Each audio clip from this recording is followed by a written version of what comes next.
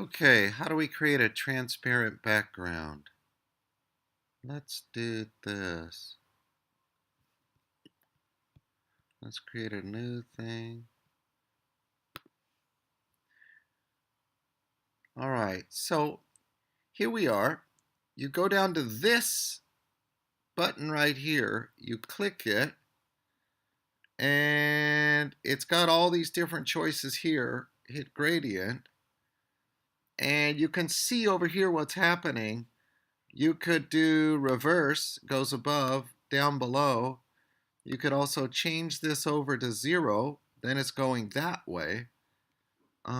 Then you hit OK, and basically that's how you create a transparent gradient, or you create a linear gradient on a transparent background.